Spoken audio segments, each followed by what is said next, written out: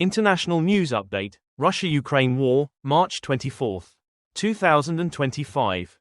Hello and welcome to our International News Update, where we bring you in-depth analysis and the latest developments on the Russia-Ukraine war.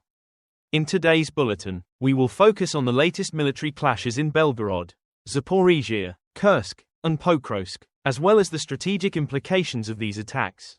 Additionally, we will discuss diplomatic efforts, particularly the ongoing negotiations in Saudi Arabia, where Ukraine is seeking Western support amid prolonged hostilities. Now, let's dive into the details. Ukraine's attack on Belgorod, a failed raid. Since early March, Ukraine has intensified attacks on Russia's Belgorod region, aiming to pressure Russian forces and expand its operational control inside enemy territory. The peak of this offensive occurred on March 18, when Ukrainian forces launched a raid on the Krasnoyarsk district, utilizing tanks, artillery, and mechanized infantry to assault the villages of Demidivka, Grafovka, and Prilsy. However, according to military sources, Russia responded swiftly, deploying reserve forces from Kursk and Voronezh to repel the attack. Reports from the battlefield indicate that Ukraine suffered significant losses in armored vehicles and manpower, forcing them to scale back their offensive after days of fierce fighting. Some analysts argue that Ukraine's real objective was not to hold Belgorod but to create chaos, forcing Russia to divert troops away from critical front lines such as Zaporizhia and Donetsk. However, due to the lack of surprise and insufficient troop numbers, the operation failed to achieve its intended results.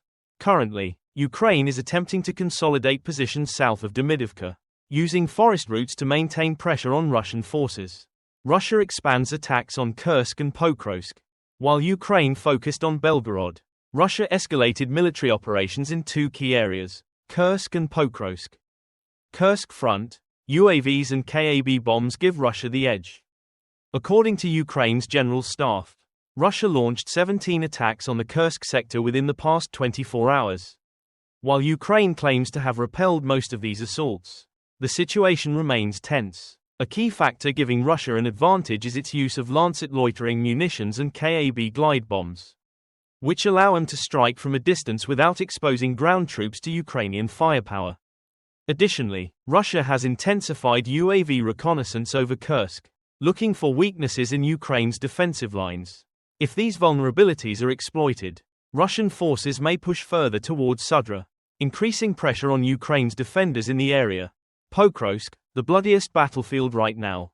Pokrovsk has emerged as one of the hottest conflict zones, with Russia attempting breakthrough assaults on Ukrainian defenses. Reports indicate that Russia conducted over 50 attacks in this area within the past 24 hours. Ukraine claims to have eliminated 227 Russian soldiers, including 119 killed in action. Additionally, Kyiv's defenders reportedly destroyed multiple Russian combat vehicles, including tanks and BMP infantry fighting vehicles.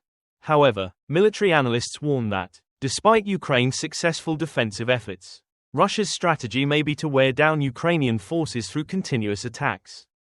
If Moscow can sustain this high-intensity assault, it could weaken Ukraine's ability to hold the line and pave the way for a larger offensive in the near future. Russia's strategy to cut off Ukrainian forces in Zaporizhia. Apart from Kursk and Pokrovsk, Zaporizhia remains another critical battlefield.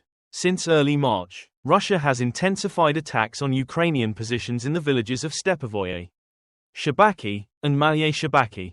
Moscow's main objective appears to be gaining control around Orikhiv. If successful, they could sever Ukrainian supply lines from Zaporizhia, forcing Ukrainian troops into a defensive stance. Russia's strategy here is well planned, taking advantage of favorable weather conditions to launch rapid assaults. According to military experts, if Russia pushes further towards Novoandrivka, they could encircle Ukrainian forces, potentially leading to a major breakthrough. Saudi Arabia negotiations. Ukraine seeks Western support. While the war escalates on the battlefield, Ukraine is also actively engaging in diplomatic efforts. Ukrainian President Volodymyr Zelensky has confirmed that negotiations between Ukrainian and US officials are still ongoing in Saudi Arabia. This is a technical-level meeting, involving military, diplomatic, and energy officials from both sides. Ukraine is hoping to convince the West to increase pressure on Russia, pushing for a real ceasefire agreement. Zelensky emphasized that without stronger international action, Russia will continue its offensives, making peace an increasingly distant possibility. Conclusion. Overall, the Russia-Ukraine war has entered a new phase of escalation, with intense battles in Belgorod, Zaporizhia, Kursk, and Pokrovsk. Both sides are trying to gain strategic advantages. While diplomatic talks have yet to produce a clear resolution, Ukraine's offensive on Belgorod has not yielded significant results. While Russia is pressuring Ukrainian forces in Kursk, Zaporizhia, and Pokrovsk, aiming to disrupt supply lines and force Ukrainian troops into a disadvantageous position. The situation remains fluid and unpredictable, with developments expected to unfold rapidly in the coming days. We will continue to monitor the latest updates and bring you in-depth analysis in our next reports. Thank you for watching. Don't forget to like and subscribe to stay updated on the latest news.